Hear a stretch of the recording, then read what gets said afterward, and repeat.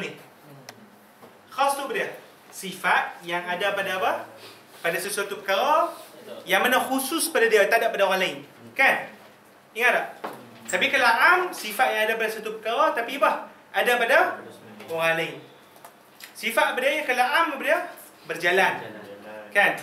Kalau sifat yang khas, baca kitab kan tadi apa? Menulis. Baca kitab, menulis. Jadi kita apa? Benda tu sifat apa? Yang khusus. Jadi kalau pentaklifan kita, kan? Pentaklifan kita, kita meletakkan jinsin qarib. Jinsin qarib tu apa dia? Mana jinsin qarib? Haiwan. Dan kita letakkan haiwan, lepas tu kita letakkan khassah. Khassah bagi manusia apa dia? Menulis tadi. Kan? Dalam bahasa Arab kita panggil sebagai apa? Hayawanun katibun. Yang menulis. Ataupun qari'un, yang membaca. Contoh penceramah. Khatibun. Kan contoh kan dalam bahasa Arab lah. Dalam Melayu bukan binatang, haiwan. Binatang lain. Haiwan yang bercerita. Itu pun haiwan yang apa? Berceramah. Haiwan yang menulis. Haiwan yang boleh nampak tak? Okay, itu yang definisi dia. Kena faham itu dulu. Okay. Kemudian ta'rif bil lafzi adalah kita nak memperkenalkan, meletakkan definisi bukan melalui jinsin ke apa ni. Tapi lafzi ni kita bagi apa? Kita bagi kata serti kepada dia. Macam mana? Macam mana tu? Kalau contoh orang kata segan apa segan? Saya tak benda apa segan ni? Kita payah apa nak kata jinsu, kita kata tahu dah segan ni pemalas. Kita bagi apa kata seerti tu untuk memperkenalkan kepada dia benda yang tak faham tadi. Boleh faham tak? Nampak? Tak faham? Yang ketiga faham? Okay. Yang ketiga ni maksudnya kita meletakkan definisi tu bukan melalui benda-benda ni. Tak payah fikir benda-benda ni. Kan? Fikir jinsun ke qarib tak. Kita bagi kalimat seerti yang lebih jelas. Lebih jelas kepada muradif dia, yang lebih terang makna dia. Contoh kita kata apa dia? Kita kata lafaz tadi segan. Kan? Segan kadang-kadang orang tak faham. Tapi kalau kita sebut malas, orang faham tak? Malas kan? Jadi kita bawa perkataan apa? Perkataan malas tadi tu digunakan untuk apa? Menerangkan perkataan segan tadi. Kerana malas ni penggunaan dia lebih terang dan juga jelas. Boleh faham tak? Okey, lagi apa lagi? Seribeh. Tak seribeh. Seribeh. Mesti tak tahu kan? Dia tambah seribeh kan? Jadi kita kata apa? Dalam bahasa Inggeris serabut. Serabut kan? Ataupun lagi bahasa apa lagi? Macam bahasa ni lah, bahasa kalau 2009 ni lah. Eden nama. Eden. Apa dia Eden? Saya kan? Saya kan? Saya contoh. Itu dibagi sebagai takrif bil lafzi. Senang itu ya. Settle. Cuma nak kena nilai pertama ni nak biasakan dengan istilah dulu. Bila kita sebut am, bila kita sebut khas, bila kita sebut jins, bila kita sebut apa, kan? Nak beri faham yang tu je tu. Okay, settle lah. Settle. Dan kemudian dia kata dalam definisi terutamanya had ni, kita kata apa? Dia mesti mengikuti syarat-syarat tertentu. Syarat-syarat tertentu apa dia? Dia kata syarat-syarat tertentu tu mesti dia kata apa? Mesti yang pertama dipanggil sebagai muttarid munakis.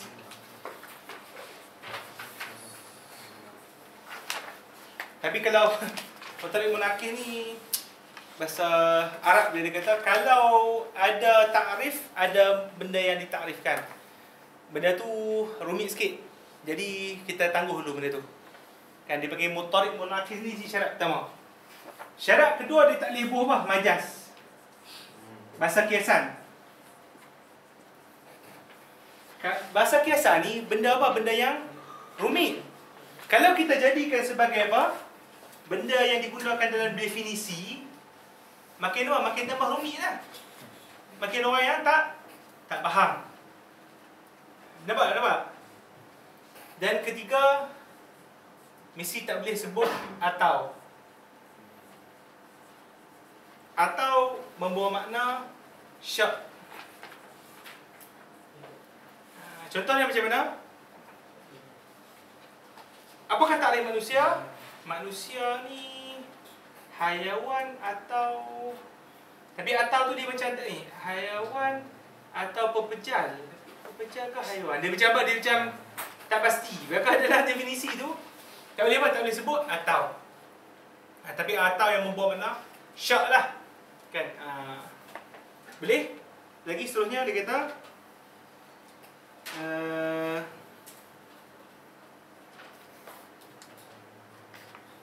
ما يجري بالمشتركين من القضية كذا settle menakis terdiri dari bernodifikasi. Ya, tiga ni dulu. Apa tiga ni dulu? Apa dia Ustaz Mutarik Munakis ni kami tak tahu, tak faham juga ni. Macam ni. Mutarik Munakis ni maksudnya apa dia?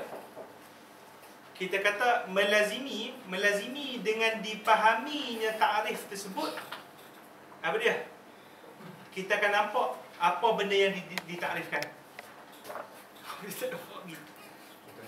Contoh. Contoh kalau kita kata apa dia? Bagi contoh ni.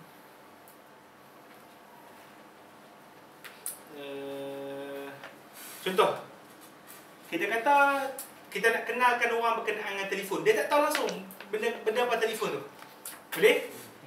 Kita nak bagi takrif ni, nak bagi dia faham. Kita sebut telefon ni adalah benda yang keras. Kita stop kat situ. Jelas tak? Tak, maksudnya kita kata yalah telefon tu benda keras.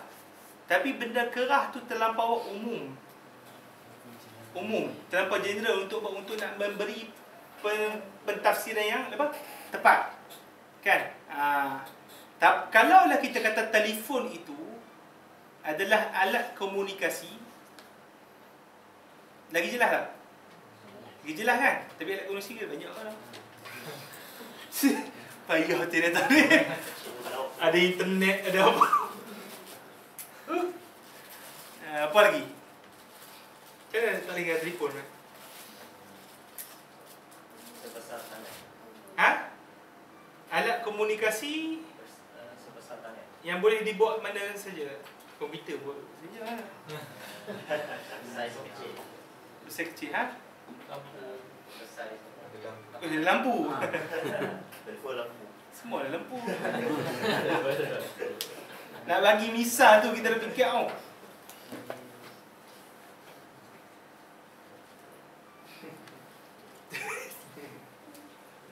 Tu orang kata apa, bila bagaimana pembahagian definisi berdasarkan apa?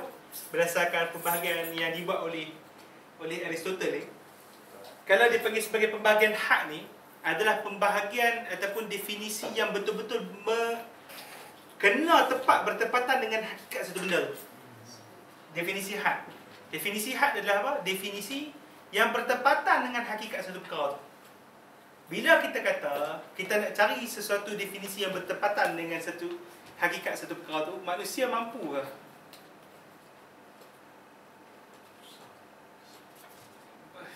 Boleh kan?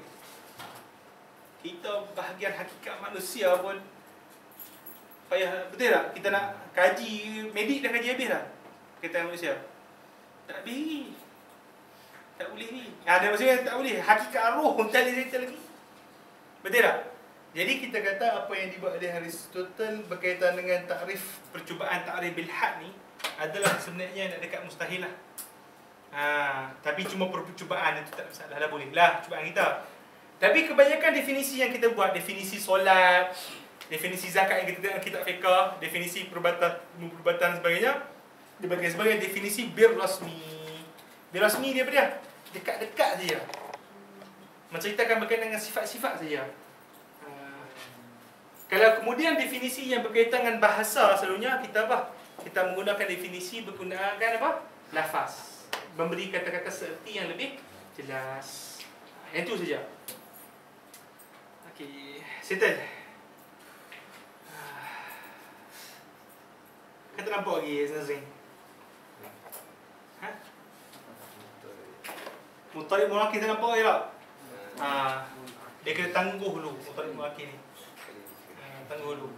Sebab dia perbahasan mutarik munakis ni itulah haisu mujidah mu'arif mujidah mu'arraf haisu udiman mu'arif udiman mu'arraf tu dia tak terang nanti. Nah, nampak dulu. Okay, kita baca nas dulu. Kita tengok nas sekali lagi. Allah Akbar. Tengah-tengah hari ni panasnya. Okay, tengok muka surat 40 muka surat 40 pula. Muka surat 13. Okay, dia kata mu'arrifun ala salasatin qusim. Jumpa tak? Mu'arrifun ala salasatin qusim. Definisi itu terbahagi kepada 3. Haddun wa rasmun wa lafziyun ulim. Ada berapa? Haddun, rasmun dengan lafziyun.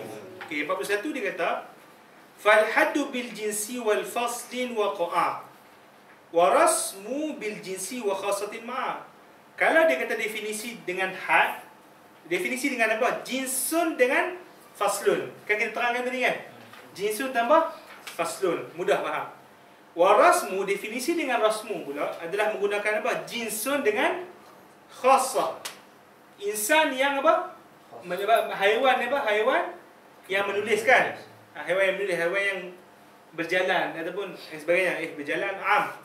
Okey, boleh ya? Settle. Lepas tu kemudian ke-42 dia kata wa naqisul haddi bi faslin aw ma'a. Ni had naqis. Dia kata kalau lah definisi itu definisi yang naqis, definisi yang kurang, kita kata apa? Bifaslin aw ma'a jinsin ba'idin la qaribin wa qa'a. Dia kata kalau lah had itu ada terbagi pada 2, kita terang gilah. Okay, had ni terbagi pada 2. Pertama dipanggil sebagai had apa? Tam. Satu lagi had naqis. Apa maksud tam? Tam sempurna. Naqis maksudnya apa? Tidak sempurna. Okey, had tam, macam mana had tam ni? Had tam dia kata jinsun qarib. Jinsun qarib tambah apa? Tambah faslun. Contoh apa tadi? Kita pergi contoh apa? Apa? Haiwan natiq, kan?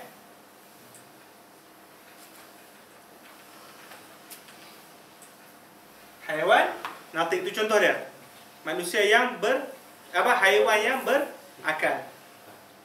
Kemudian naqis macam mana? Yang kita hanya menyebutkan fasal saja.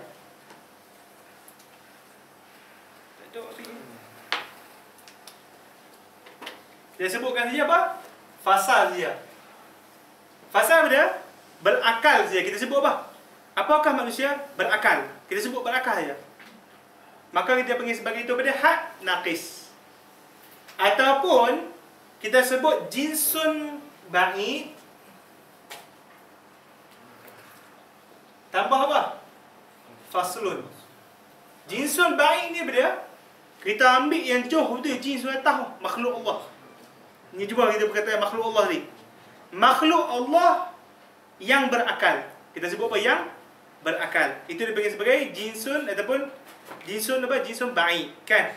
Jadi kita kata apa? Jinsun ba'id campur fasal, kita namakan sebagai apa tadi? Had naqis. Boleh settle? Okey. Kalau rasam pula, rasmun sama lah. Sama. Kita kata kalau rasmun jinsun qarib, ni tadi kan? Haiwan campur dengan khasah. Khasah apa tadi? Katib kan yang menulis. Boleh tak? Rasmun dipanggil rasmun tam. Dia celabu. Banyak sangat. Okey. Ar-rasmu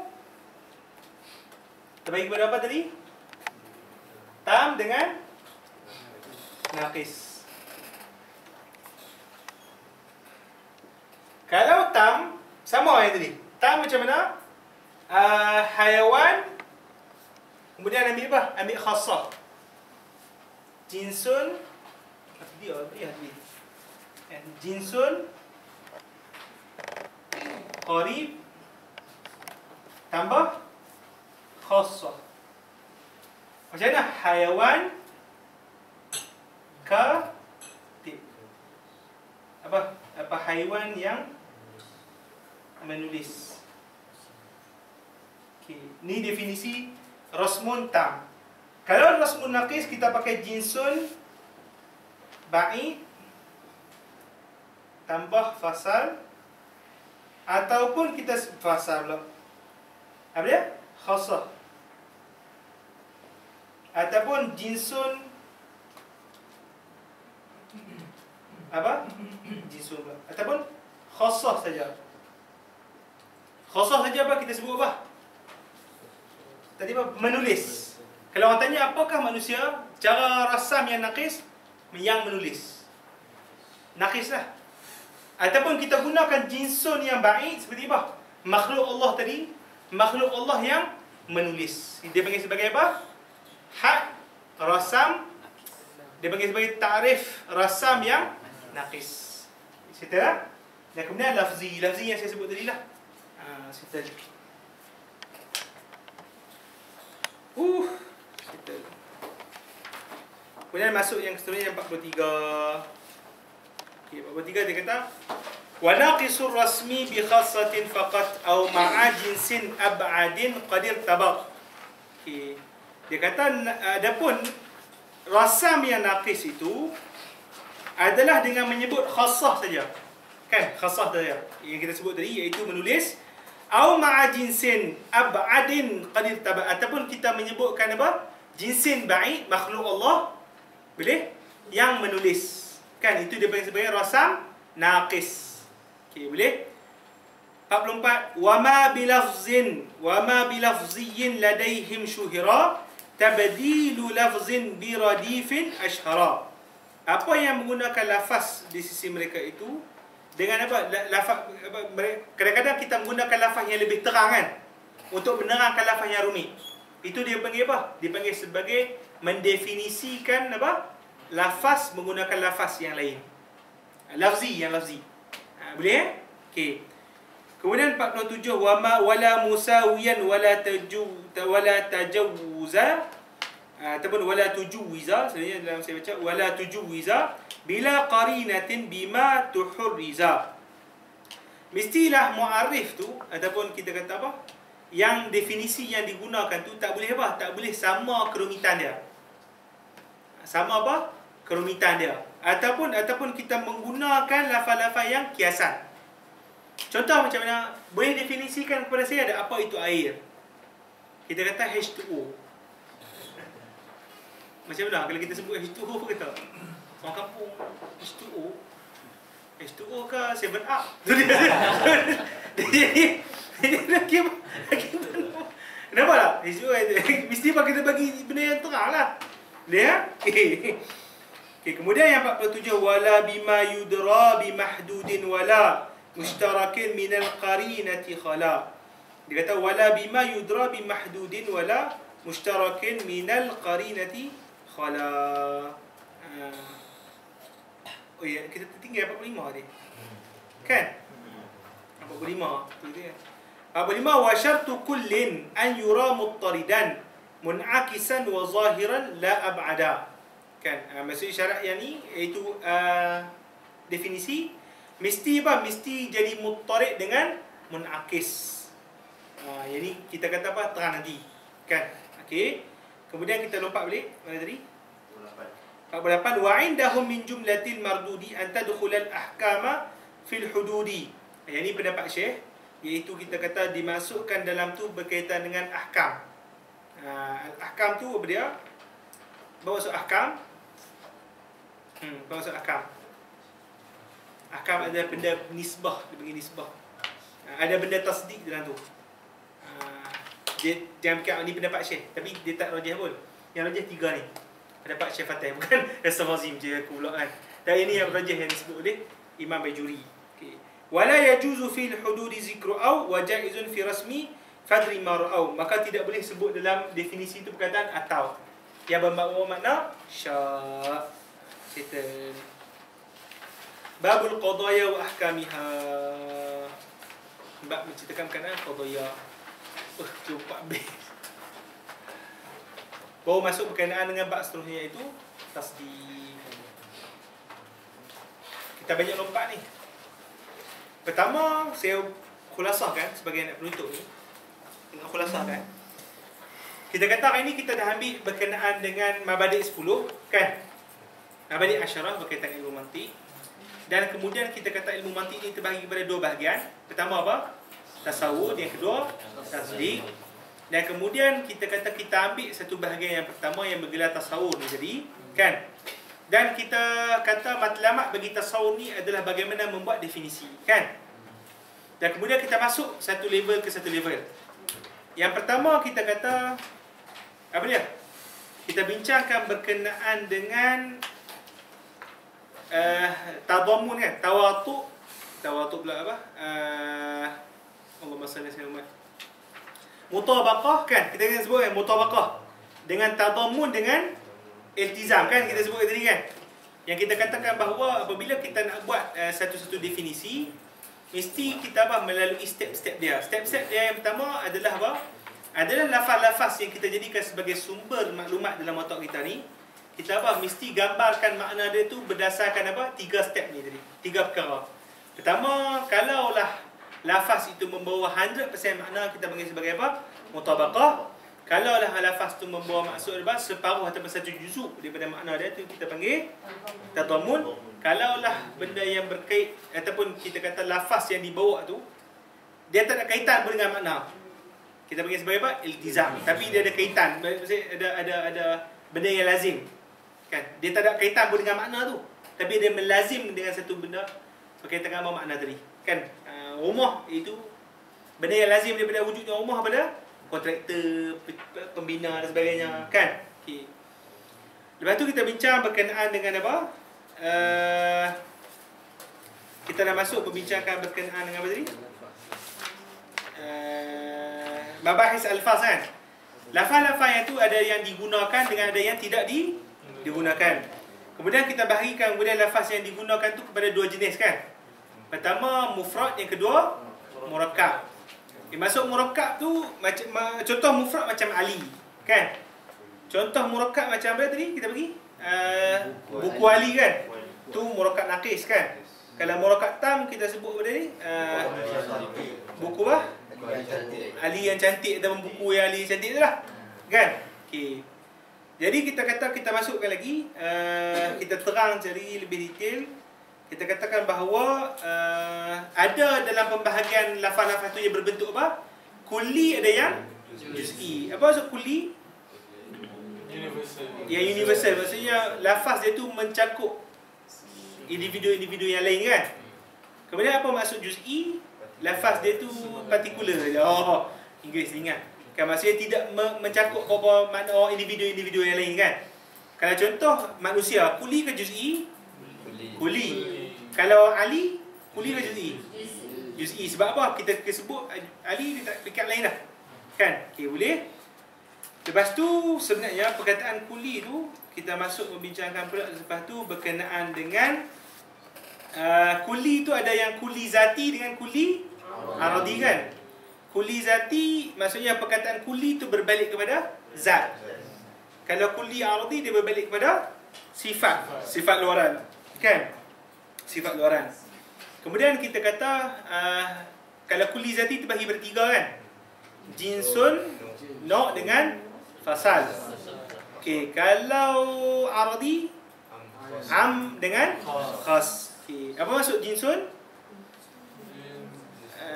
Kata kulli yang menggabungkan dua benda apa yang berbeza, kan? Hakikatnya. Okey. Sebab tu yang kalau no kata kulli yang menggabungkan perkara yang hakikatnya sama. Okey, settle. Lagi? Faslun. Faslun dia kata pemisah lah, yang membezakan antara hakikat-hakikat yang berbeza tadi, kan? Okey, lagi sebenarnya masuk am Arab am apa dia ni? Sifat yang kita kata apa? Yang tidak mengkhususkan pada sesuatu perkara tadi. Kalau macam manusia kan, am dia apa dia? Berjalan kan? Benda lain berjalan. Kalau khas dia menulis, mengajar kan? Mendengar, belajar kan? Jadi faham itu benda yang berkaitan dengan kuli tadi. Okey. Kenapa kita sebut perlu ada perkataan kuli-kuli ni? Benda-benda kuli-kuli benda ni. Sebab apa? Penggunaan dia nanti dalam apa? Membuat apa? Definisi. Kita akan gunakan definisi style Aristotle punya. Kemudian dia kata dalam seterusnya kita kata jinsun kan? Jinsun ada berapa jenis? 3 kan? Ba'id, mutawassit dengan qarib kan? Cerita tu. Kemudian kita masuk berkenaan dengan tadi kan kita nak buat subset. Saya tak jumpa lagi buat subset kan? Itu bincang pasal apa tu? Nisbatu al-faz wal ma'ani. Kan perkataan kuli-kuli tadi ni manusia dengan haiwan kan? Manusia dengan haiwan. Apakah perkaitan antara kalam-kalam universal ni? Ada yang kita kata perkataan tu dia berbentuk apa? Tabayun. Tabayun apa? Berlawanan. Manusia dengan haiwan sama ke tak? Tak sama. Kan manusia dengan binatang apa sama ke tak sama? Dia berlawanan. Kalau manusia dengan insan, lafaz apa? Sinonim kan?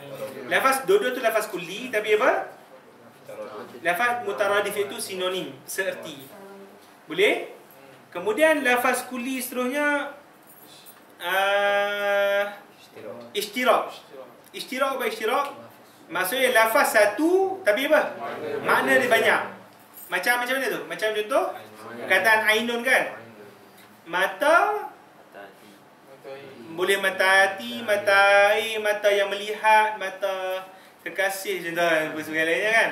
Amboi berat kan? Okey, settle. Itu dia panggil apa? Ishtirak. Lagi lepas tu lagi tawatuk. Tawatuk dengan tasyakuk kan? Okey, kalau macam tawatuk tu macam mana? Kata kuli yang mana kita kata dia punya individu yang duduk kat bawah dia tu tak boleh nak dibandingkan. Kan? Tak boleh nak, maksudnya dia tak ada mana lebih kurang dia tak ada. Kan kita macam kita sebagai manusia, kan manusia kuli dan bawah tu kita kan. Adakah kita kata ada orang tu lebih manusia daripada seorang lain yang lain? Tak, semua sama. Kan dia dipanggil apa? Tawatuk. Kalau tasyakuk yang dia ada apa? Level berbeza kan. Kalau kita kata bawah cahaya. Bawah cahaya tu apa? Cahaya laser, cahaya matahari, cahaya bulan. Kita boleh kata apa? Cahaya laser lebih kuat daripada cahaya matahari. Contoh, cahaya matahari lebih kuat daripada cahaya bulan. Tu dia ada perbezaan apa? Pada setiap individu yang duduk di bawah apa? Di bawah kata kulli tadi. Okey, boleh? Kemudian kita bincang berkenaan dengan ayat-ayat kan? Ayat nyata kan? Ayat-ayat ada berapa jenis? 2 jenis. Pertama ayat apa? Perintah dengan ayat penyata. Yang dalam ilmu mantik kita bincangkan berkenaan apa? Ayat penyata saja. Ayat penyata apa maksud ayat penyata? Ayat yang kita boleh tentukan benar ataupun salah. Itu mesti masuk. Okey, situ tu dah boleh faham dah tu. Istilah dia. Okey. Kemudian kita bincang juga berkenaan dengan beza kulli dengan kullun. Boleh Kemudian kita bezakan antara juz'i dengan juz'un. Macam mana tu? Kalau kulli kan, kulli kata universal, bawah dia tu juz'i. Kan? Juz'i. Macam kita kata manusia tu kulli tak? Kulli. Bawah manusia tu macam apa? Zaid, Ali, Muhammad, itu dipanggil sebagai juz'iyun. Boleh faham? Juz'iyun daripada kulli tadi. Nampak? Okey, kalau kita sebut macam apa tadi? Kereta kan? Kita sebut kereta. Kereta itu kita ibaratkan kereta tu seperti apa? Ada spare part dia kan? Ada tayar, ada steering, ada lampu, ada apa? Kita panggil sebagai kereta, satu badan tu dipanggil sebagai kullun. Part dia tu, kereta, tayar dan juga steering tu kita panggil sebagai juz'un. Part dia. Boleh faham nampak Okey, yang tu je. Kemudian kita dah masuk berkaitan dengan apa? Takrif. Macam mana yang kita mengaji-mengaji ke semua tu? Dia ada kaitan pada takrif ni. Terutamanya kita menggunakan takrif style Aristotle. Aristotle tu dia bahagikan takrif tu kepada 3 jenis. Pertama, takrif yang dipanggil sebagai yang pertama daripada takrif bil haddi. Bil haddi maksudnya kita menggunakan apa? Menggunakan jinsun. Jinsun apa yang qarib dengan apa? Faslun. Itu basic lah, basic kan. Okey. Kemudian rasam, macam mana yang rasam? Kita menggunakan jinsun qarib dengan khassa. Okey. Kemudian lafzi apa dia? Kita menggunakan lafaz yang lebih terang, lebih jelas makna dia. Kan? Boleh kan?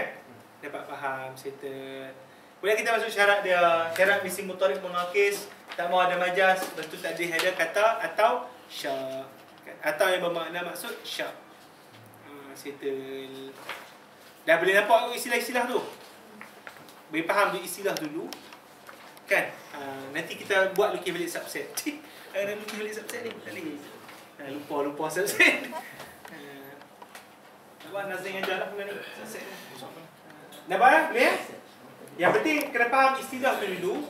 Basic punya kita faham ni, antum sekarang ni dah sebenarnya dah faham dah beberapa terminologi, term-terma yang digunakan dalam mantik, terutamanya apa? Berkaitan dengan tasawur, dan kemudian dah faham dah perbahasan basic, dia perbahasan-perbahasan besar, perbahasan-perbahasan besar dalam apa? Dalam perbincangan tasawur ni. Kita dah bagi dah overthrow semua. 5 minit tadi kita sebut. Saya dah alim lah Hassan. Asali saya puasa pening, panas pula. nak buat tarikh tu kita pening tadi, punya saya pening.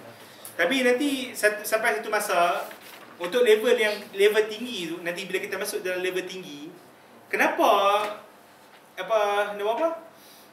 Aristotle ni dia buat takrif tu mesti berdasarkan classification yang 5 yang kita sebut tadi. 5 kuliah khamsah ni.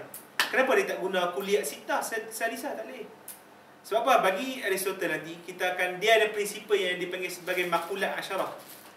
10 makulat, 10 dia panggil sebagai pembahagian, klasifikasi. Dia punya idea dia tu. Dan tu kita masuk dalam level tinggi lah. Kita masuk dalam satu bab khusus yang menceritakan berkenaan dengan makulat asyarah tu. Zaidun azraqu tawilun biyadihi ghusnun fatawa tu. Kita masuk tu lah nanti. Dia masuk, kita kata kenapa dia fikir macam ni? Kenapa dia buat macam ni? Bid'ah ke? Haram ke? Contohlah. Ada Quran sunnah ke? Itu kita masuk dalam bab yang nanti. Level nanti. Apa yang saya syarahkan tu saya dah rumuskan daripada kitab ni dah. Saya dah. Nanti baca pun boleh faham sikit dah. Kitab Idah Mubham. Dia dah rumus dah sikit. Tapi kalau siapa yang boleh baca Arab, yang paling bagus ketika saya tengok buku yang namanya Dhawabit Maslahah. Dhawabit Maslahah. Yang tu yang Syekh Buti. Dhawabit Ma'rifah. Syekh Abdul Rahman Hasan Haban Nakam. Kalau saya boleh baca lah. Apa tu Ustaz Ibrahim? Dhawabit Ma'rifah. Dhawabit Ma'rifah itu buku terbaik lah yang dibaca berkenaan dengan mantik ni. Siapa nak beli, saya jual 200 dah. Cuma tu. Tak ada lah. Boleh beli kat mana? Narak adalah. Kat kami Darussalam ada. Salam dah. Tu bagus lah, bagus. Dhawabit Ma'rifah tu sangat-sangat bagus. Kalau nak baca yang Melayu punya, cuma yang ni dia Indonesia. Logika berfikir tepat ni. Yang ni cuma dia tak berapa nak bahasa dia tak sesuai dengan istilah-istilah turah nama ni. Sebab kita ni kalau antum dah ingat istilah-istilah tu, nanti bila dah baca kitab-kitab turah, dia takkan lari lah. Dia boleh sebut apa ini adalah haddun, hadza ta'rif bil had. Ada tahu ta'rif bil had. Jinsun. Dia takkan lari lah. Kan? Kalau macam ni dia tak ni sangat. Tapi dia membantu untuk baca kitab-kitab orang putih. Macam kita nak baca Immanuel Kant ke apa, ini buku ni bantu lah. Buku ni boleh ambil betul setiap lah. Saya bagi free. Saya bagi betul. Kan? Boleh baca menarik lah. Lepas ni insyaAllah. Kalau untuk level tinggi ni, yang ni bagus juga terjemahan dia ni. Tapi terjemahan dia tak syarah pun.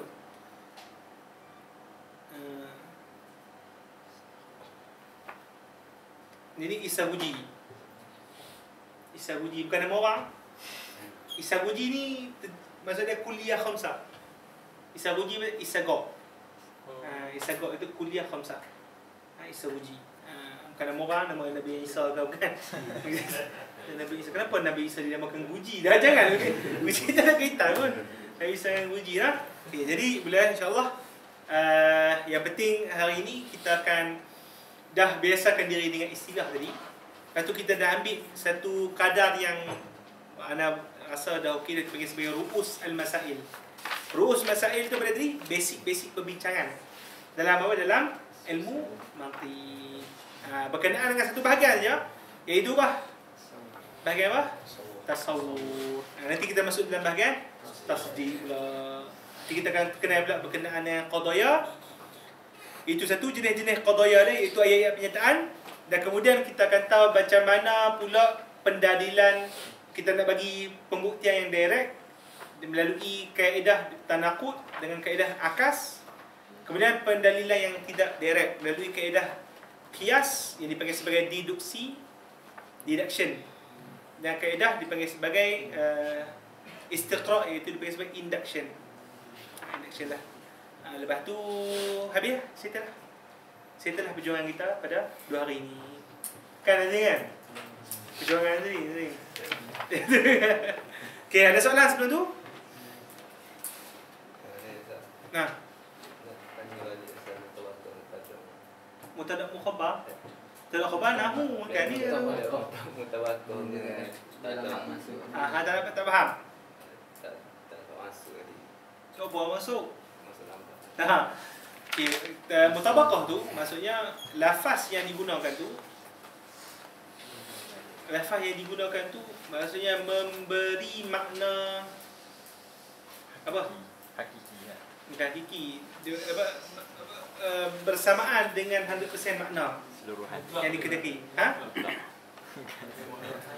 Keseluruhan Mutlak.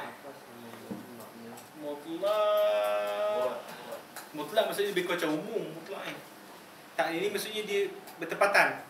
Mutabaqah tu bertepatan dengan apa? Makna kalimat tu keseluruhan dia. Spesifik. Macam tadi kan kita kata tadi rumah kan, kita sebut rumah. Kalau kita kata mutabaqah ni, bila saya sebut kat Nazrin kan, perkataan rumah, Nazrin, nampak dah rumah aku? Nampak kan? Tu Nazrin kata, saya nampak rumah. Bila Nazrin kata saya nampak rumah tu, lafaz yang digunakan menunjukkan perkataan rumah tu merangkumi ke semua rumah tu kan. Iaitu semualah. Dinding apa semua, tingkap, atap, bawah. Nampak tak? Tak faham? Boleh faham? Okey, itu mutabaqah. Kalau tadammun tu adalah apa? Adalah lafaz yang digunakan tu membawa makna satu juzuk saja. Merujuk kepada satu juzuk makna saja. Lafaz yang digunakan tu menunjukkan apa? Satu juzuk makna saja. Contoh kan, katakan Nazrin. Nazrin tidur ke mana? Kata Nazrin tidur mana? Nazrin jawab kat rumah. Adakah maksudnya Nazrin menggunakan kesemua ruang dalam rumah tu untuk tidur? Bilik ya kan? Nasib bilik dia kan?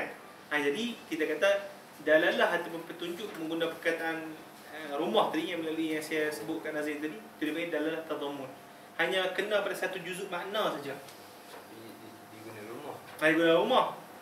Tapi bawa makna tadammun, satu juzuk daripada rumah tadi. Faham? Kalau iltizam jadi iltizam, dia tak ada kaitan dengan makna tu pun.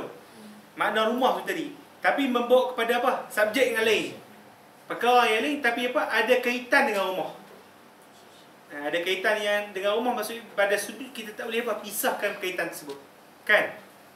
Nampak Macam apa? Pembina rumah tu, kontraktor rumah dengan rumah. Kan? Kita sebut perkataan rumah, kita terbayang kontraktor. Kan? Ada kaitan kan tu kontraktor dengan rumah? Ada kaitan. Tapi adakah rumah itu membawa makna kontraktor? Tak. Rumah, perkataan rumah dia tidak membawa makna kontraktor. Cuma apa? Cuma rumah tu dengan kita sebut rumah, dia relatekan dengan something yang apa? Something yang lain. Tapi ada kaitan. Dia letih sikit kan, kita ada fikir tu kan. Apa kaitan apa? Kita faham? Ada apa soalan sebelum ni? Lagi? Izzat? Rangka balik yang tu takrif jeans dengan nauk tu. Takrif jeans dengan Nauk. no. Okey, takrif jeans maksudnya definisi jeans. Jeans adalah kata kuli kan, kata kuli. Maksud kata kuli tu adalah apa? Ada dia punya apa? Bawah dia. Juz'i dia kan. Ada dia punya individu dia. Kuli faham tak kuli kan? Ni apa? Kata kuli yang mengumpulkan antara apa? Antara perkara yang mempunyai hakikat yang berbeza. Kan tadi kita kata contohnya perkataan haiwan kan? Contohnya perkataan apa? Haiwan. Perkataan haiwan tu kita panggil sebagai apa? Jinsun kan? Jinsun kan? Kita panggil apa? Perkataan apa? Haiwan tu sebagai jinsun. Kenapa kita panggil jinsun? Karena di bawah kategori apa? Haiwan tu ada apa? Manusia dengan kera, dengan anjing, dengan musang. Nampak tak? Musang dengan manusia tu sama tak? Hakikat dia lain. Manusia, musang, kera. Kan nampak tak? Jadi yang mengumpulkan apa? Yang mengumpulkan hakikat yang berbeza ni dipanggil sebagai apa? Jinsun. Faham tak? Okey. Kalau nau'un pula, nau'un ni yang mengumpulkan jenis yang sama. Benda-benda perkara yang sama. Kata kuli yang mengumpulkan apa? Perkara yang sama. Contohnya perkataan manusia, kata kuli tak? Kata kuli kan? Boleh? Kata apa? Manusia tu kata kuli. Di bawah perkataan manusia tu ada siapa? Nama-nama orang lah. Kan? Kita ni. Nazrin, Ali, Sabiran, Koror, Makin, sebagainya. Nama-nama orang ni. Kita kata kesemua hakikat dia sama tak? Semua sama kan? Semua adalah apa? Manusia. Kan? Jadi kita kata itu adalah nau'. Perkataan manusia itu adalah apa? Nau'. Sebab apa? Dia mengumpulkan benda individu-individu tu yang mana sama pada hakikat dia. Faham tak? Boleh. Nauk ni apa? Perkara yang sama, hakikat yang sama juga. Nauk ni perkara yang menggabungkan perkara yang sama. Sama-sama yang mempunyai hakikat, perkara yang mempunyai hakikat sama. Spesies sama lah, spesies. Bahasa Melayu punya spesies. Nau tu spesies. Kalau ni jenis tu? Jenis. Ha? Family. Keluarga bukan sama family. Lagi? Apa lagi? Ada lagi?